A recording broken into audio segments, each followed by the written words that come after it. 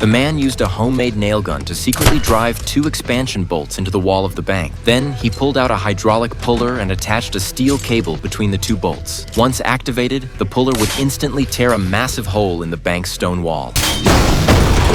Next, the 2 of them snuck over to the giant vault door with their tools. Taking out an electric drill, they aimed it at the lock cylinder and started drilling like crazy. They had to complete the heist within 10 minutes, because once the lock was tampered with, the police would be dispatched and arrive in under 10 minutes. Then, his partner took out potassium permanganate and concentrated sulfuric acid, carefully pouring them into the lock in precise proportions. Within 10 seconds, the lock core would explode.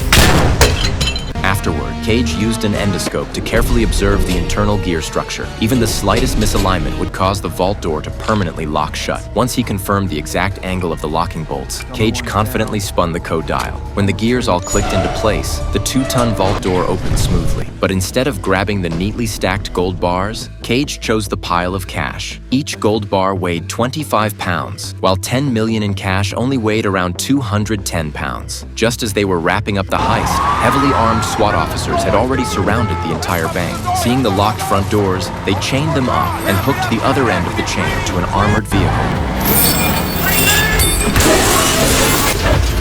But when they stormed in, they found nothing. Cage and his partner had already slipped out the back door. What they didn't expect was to run into an old homeless man. To prevent him from identifying them, the partner smashed the old man's front teeth with a punch. Just as he was about to silence the old man for good, Cage suddenly stepped in to protect him. He knew that if they were caught for intentional murder, they'd be buried in prison. At that critical moment, their getaway driver arrived just in time. Cage dragged his partner and rushed toward the car. But during their heated argument, the partner's gun accidentally discharged, severely injuring himself. Cage had no choice but to drag him into the car, then run back, because the $10 million was still lying at the back door. However, the gunshot had already alerted the police. To avoid being caught, the getaway driver hit the gas and sped off. The reckless move left Cage completely stunned. As he tried to chase after the car, he was suddenly blocked by police responding to the noise.